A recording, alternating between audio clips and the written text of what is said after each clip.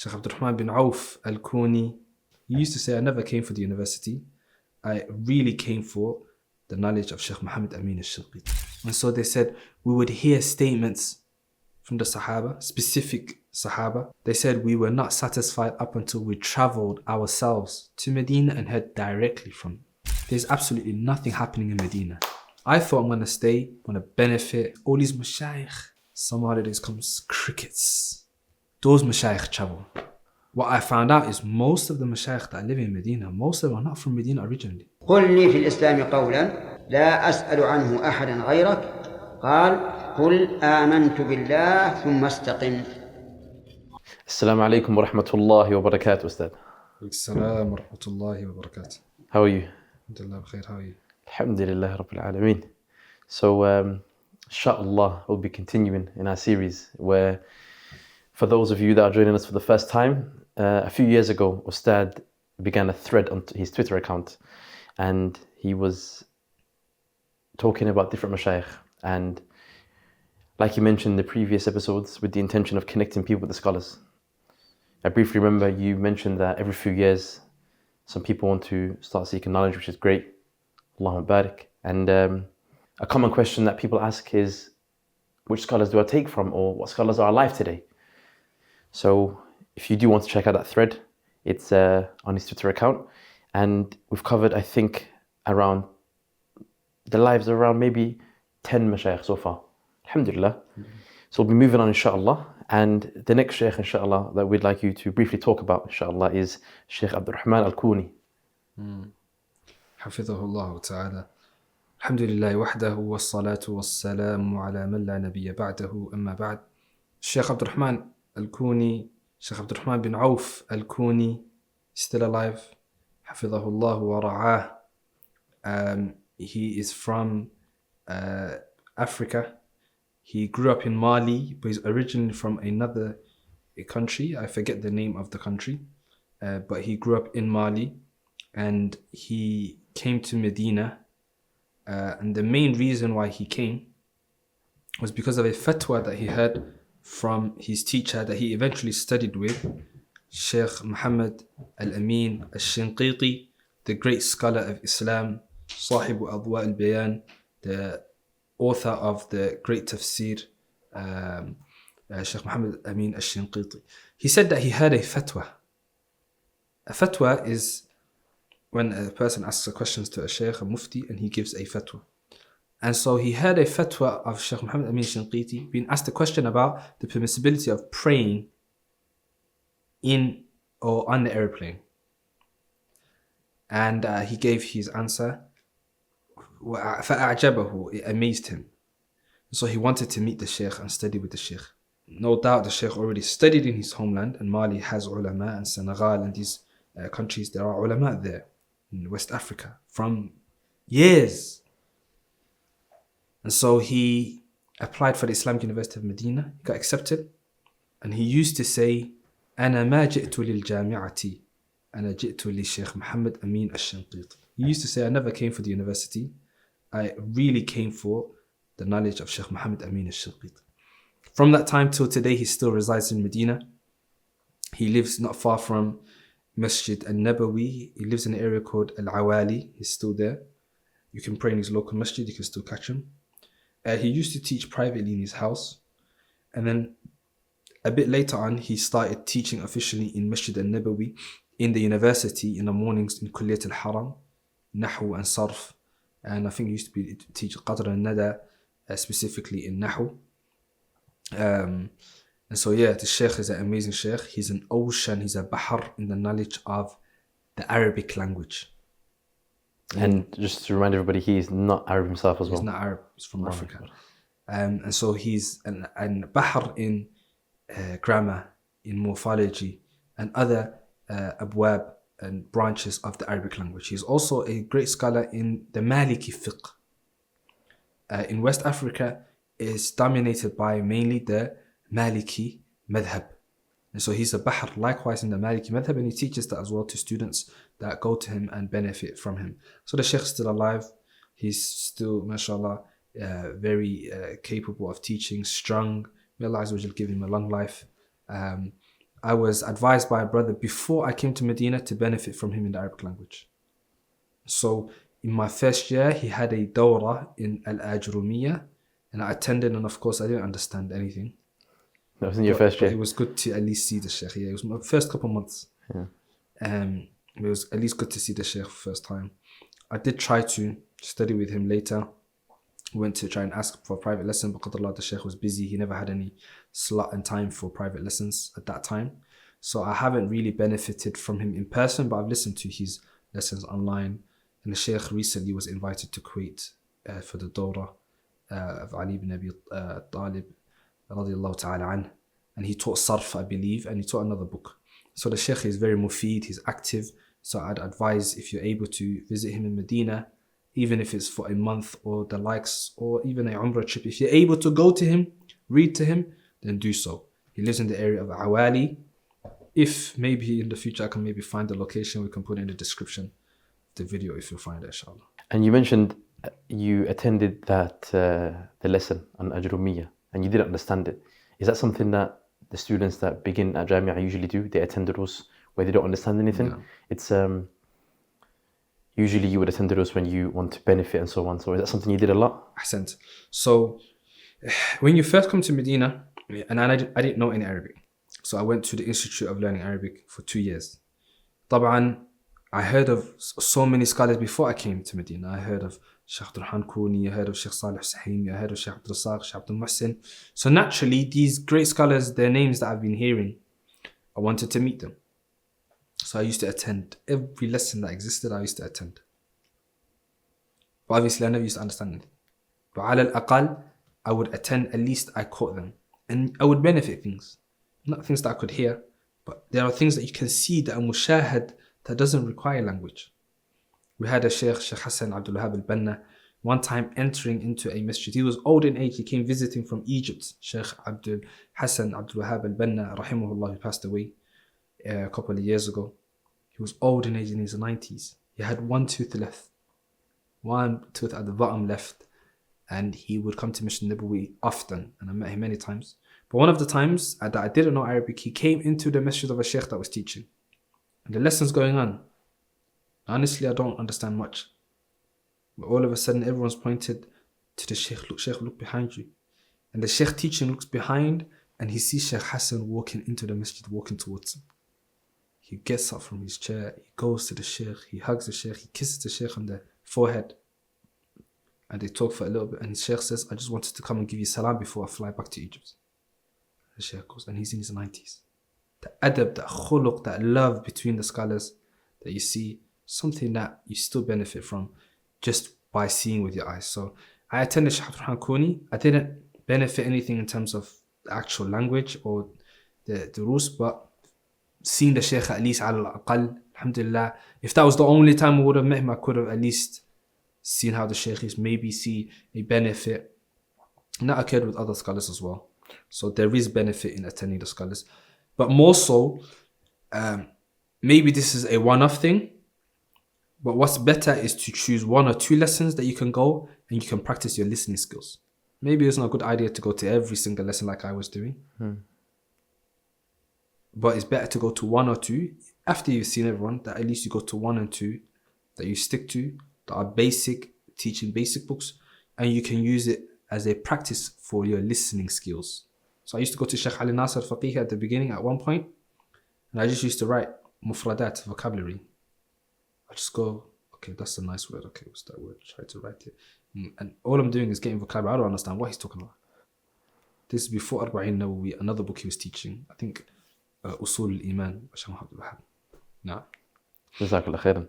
And specifically with this sheikh, all it took was him to hear, I'm assuming he must have heard a recording possibly. Maybe recording, maybe he read a book. Maybe somebody said it to answer. him. And that's all it took for him to Go. get motivated, I guess, or to feel that desire to seek knowledge. And subhanAllah, it gets you thinking about the resource we have available to us today, that we can listen to the scholars for hours and hours and hours. And may Allah forgive us for our shortcomings, that we should be feeling motivated when we're listening to it for so long. The Salaf, the Tabi'een, they would say, Abu Aliya, he would say from the Tabi'een, from the students of the Sahaba, before he met the Sahaba, he was in Basra, in Iraq. And they would hear the statements of the Sahaba. But the Sahaba were alive, but they were in Mecca, Medina, other cities. And so they said, we would hear statements from the Sahaba, specific Sahaba, and these ones lived in Medina. They said, we were not satisfied enough just to hear it through a middleman. We're hearing it from another tabi'i, and he's hearing it from the Sahabi. He's telling us that he heard from the Sahabi, and the Sahabi is alive. They said, we were not satisfied up until we traveled ourselves to Medina and heard directly from him. It's like me telling you Shaykh Abdurrazaq, Shaykh Abdurrazaq, Shaykh Abdurrazaq, or Shaykh Abdurrahman Al-Kuni, Shaykh Salih Husaymi, and I'm telling you these benefits, and they are alive right now. You say, that's amazing, but why am I sufficing with hearing it from a middle person? I'm only a middleman right now to you, to the brothers. Listen, they are alive. Go catch them. Go benefit. Get your benefits personally from them by attending their lessons. That's what Abu Aliyah they did, and they became tabi'een, direct students of the Sahaba. And so it's always good to have that isnad al-ali, that higher chain, and you cut out the middleman. It's a good thing in Islam. And that's what the scholars would seek out.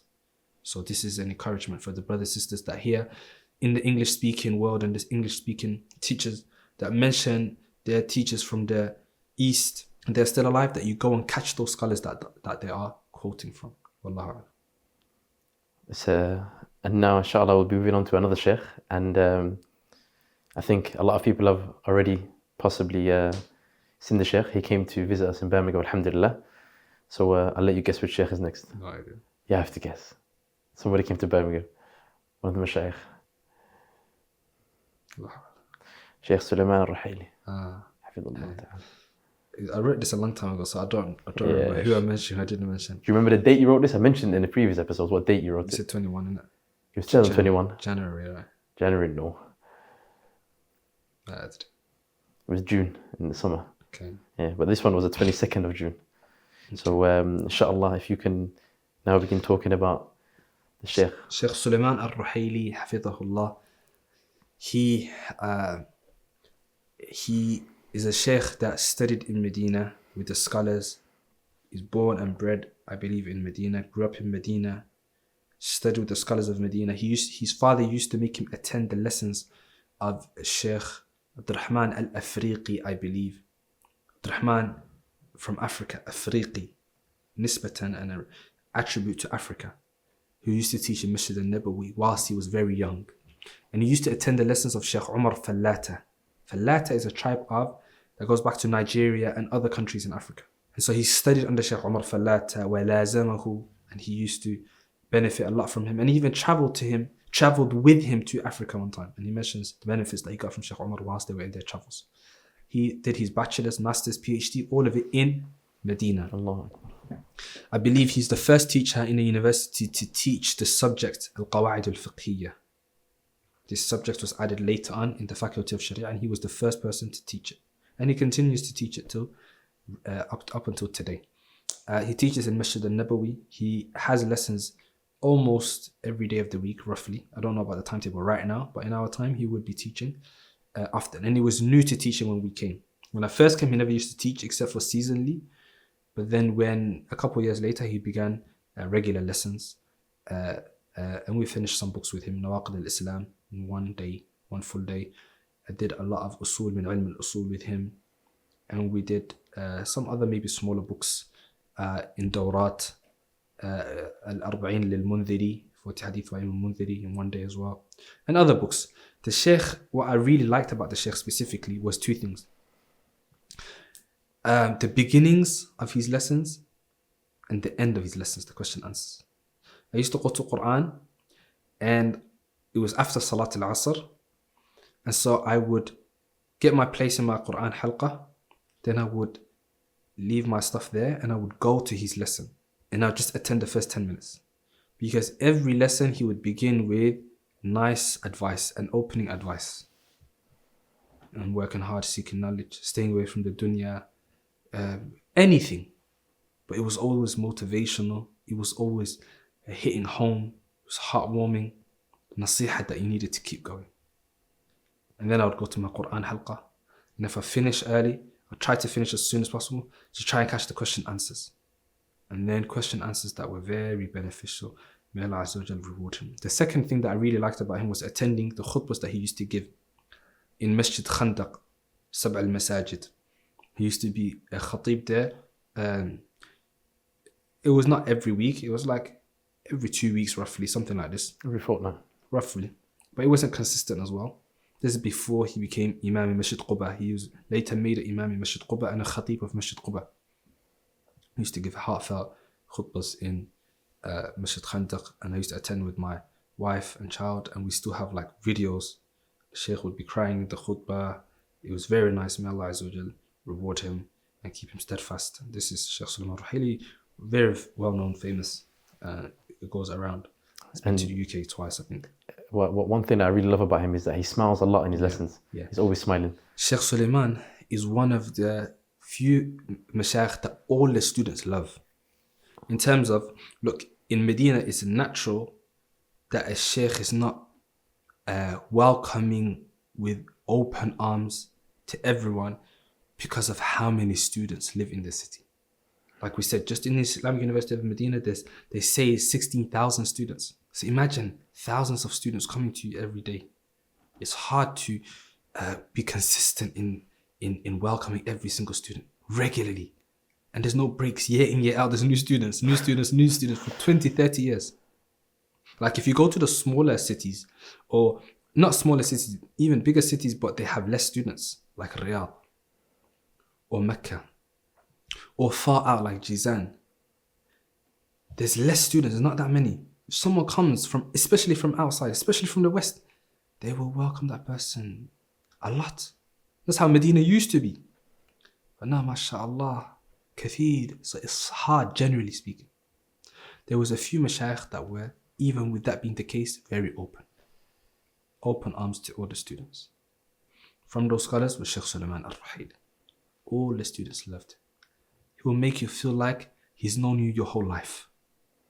Smile in your face, he will hug you, he will ask about you, he will give you time, he will hear you out, he will listen to your question. Something jameel jiddan that the students used to love. Shaykh Sulaiman Al-Ruheili. I think it's amazing how in person this is how people feel about him. And I can only imagine it's similar for the people that are in the West that also watch his lectures online. Yeah. And all the videos that are translated, and all the reels that are translated, and the shorts of him. You feel that warmth even through your phone sometimes. Yeah. And I would probably say he's one of the most widely known mashayikh at the moment, especially to the Western world. Yeah. And this could possibly be one of those reasons. It's a big blessing from Allah. May Allah preserve the Shaykh. Ameen. Inshallah. So inshallah we'll be moving on to the next Shaykh. And we've got Shaykh Uthman Muallim. حفظه الله تعالى. Shaykh Uthman bin Mahmud Al-Muallim is our Shaykh that taught us, that welcomed us in his house. One of the first few private lessons that I began. Shaykh Uthman Muallim is of Somali origin. He studied, his father was a Shaykh. He studied back home in Mogadishu first, memorized the Quran, studied the basics, Madhab al-Shafi'i and other things. Then he came to Medina roughly in the early 80s. He did bachelor's, Kulliyat al-Quran, then a master's in Kulliyat al-Quran, then PhD in Kulliyat al-Quran. After gaining his PhD, roughly in 1995, 1996, we wasn't even born, or we were 1 year old or a couple years old. This is when the Shaykh was completing his PhD. In 1999, roughly, he went out for a year, worked in Emirates. He came back and he started working in Mujamma' Malik Fahad, the King Fahad Quran Complex, as a researcher. And he still works there till today. So for the last 25 years, he's been a researcher at the King Fahad Quran Complex. So he checks out works that they publish. He has to double check it, verify it, check the tahqiq, check the takhrij, the likes of these affairs. He does a lot of work. Now he's also a member of the Fiqh Council, the Mujamma' al-Fiqhi, the Islamic Fiqh Council that is represented by all the Muslim countries. They have a representative. He is the representative for Somalia, and he has been so for the last 3 years roughly. He told us last year or the year before that they allowed the members of the Majma' al-Fiqhi to enter into the Kaaba. They opened it up for them and they entered into the Kaaba and they prayed 2 rak'ahs inside the Kaaba. Shaykh Uthman was from amongst those that entered. Shaykh Uthman welcomed us in his house, Za'ala Khairan, and we did the basics with him. Some brothers from Canada, may Allah reward them, they started off and they got us the 3 ball. And then we began with Juz' Amma from Tafsir al-Baghawi. And it was a very nice lesson, but we were still in a ma'had, so let's say we didn't fully maximize benefit from it, but it was a good introduction into Juz' Amma, reading upon the Shaykh and the mannerisms of reading and the likes of these affairs. Short while after, we did Ajurumiyya. Dr. Abdurrahim came and he was living with us that year. And he started Sharh of Ajurumiyya. And I started Sharh of a book in Mustalah al-Hadith called Nuzhatun Nadar. This is just before I started the Kulliyah. And so roughly I finished most of Nuzhatun Nadar in a couple of weeks. He gave us extra time because what happened basically was we were doing, and maybe there's a benefit in mentioning this, we had the tafsir lesson that we had once a week on a Friday after Isha. And so exam season came. And exam season, generally, all lessons are cancelled. That's the general thumb rule. But we never said anything for this lesson. And so it was supposed to be on.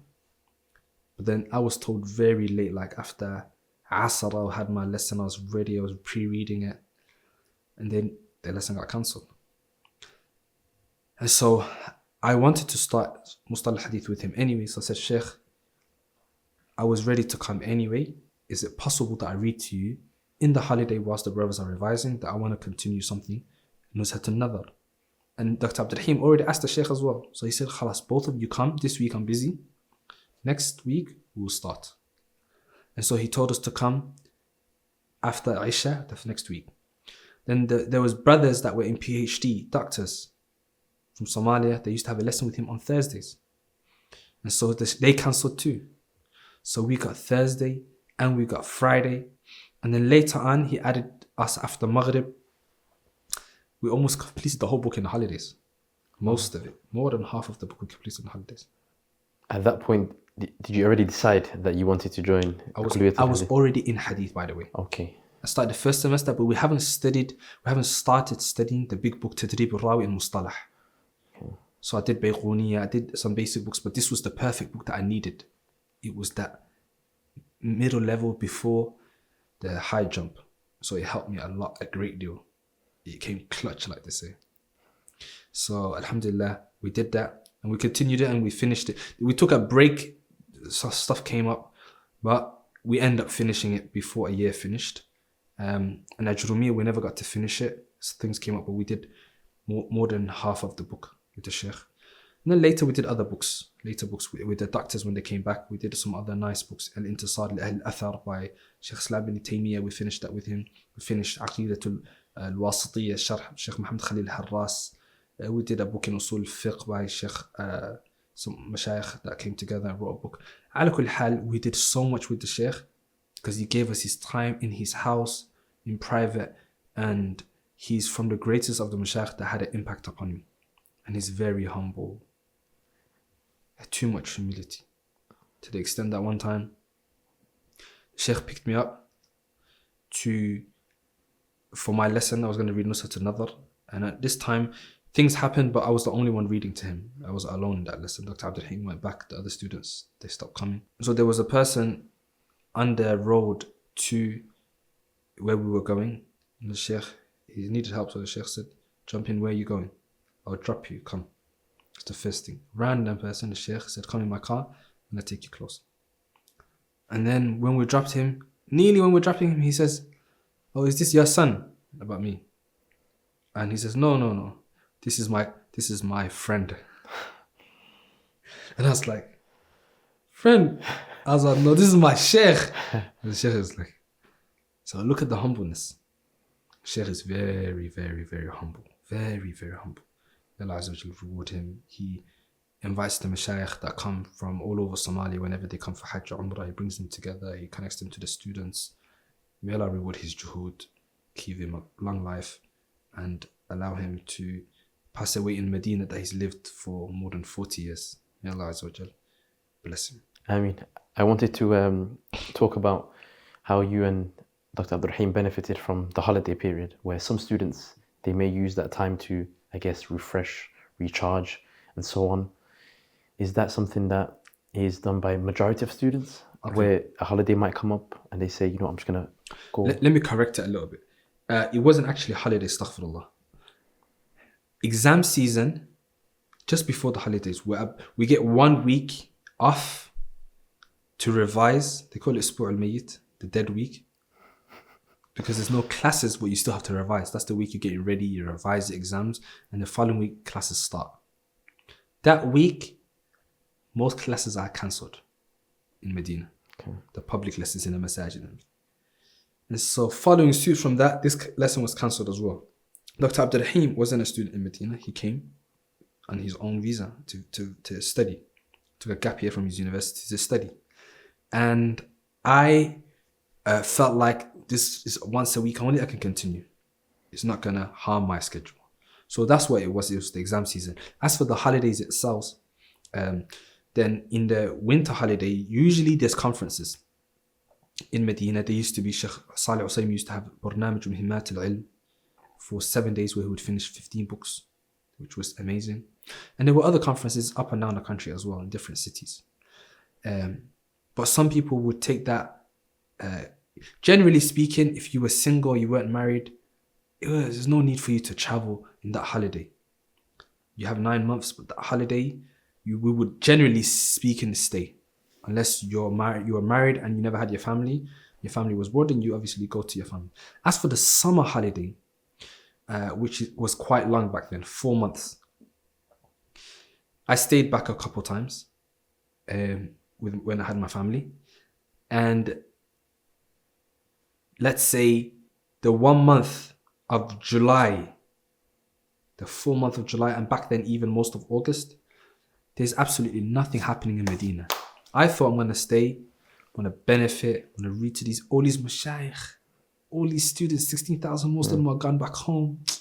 I'm caking it. I'm going to be benefiting from these scholars by myself. And I was getting ready. I want to go to the Sheikh, I'm going to go to Shaykh Salih Hudaythi, I want to go to Shaykh Uthman, I want to go to... Summer holidays comes crickets. Those mashayikh travel. What I found out is most of the mashayikh that live in Medina, most of them are not from Medina originally. Shaykh Salih Hudaythi is from Abha, down south, and it's cooler in the summer, high up in the mountains. So he will go back. Shaykh Abdul Muhsin, Shaykh AbdurRazaq, they're from near Riyadh, Zulfi, a place called Zulfi. They'll go back to their city. Everyone, wherever they come from, they go back. Jizan, they've got parents, they've got family members, they go back to their people. So Medina, crickets, there's nothing happening. After all, they're humans just like us, and they've got humans like us. They've got lives as well, of course. Exactly. So most lessons, 95% lessons are gone.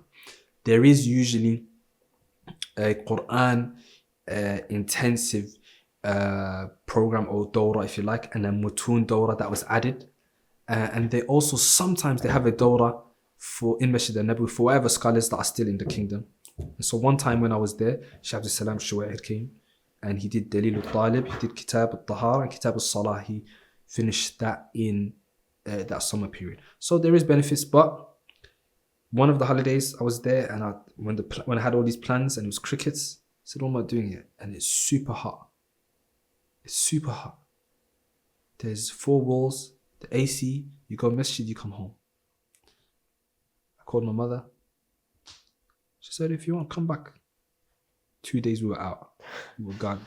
And the family went back. After you realise there's no mashayikh here. Here. There's nothing here. You're better off going for 1 month, couple of weeks, refreshing, recharging yourself, coming back fresh to study when all the lessons are back on. You're better doing that than to stay in that heat. And especially if you're not married, isolation by yourself, no students in sight. We've seen that it can have a detrimental effect. And it has had to some students.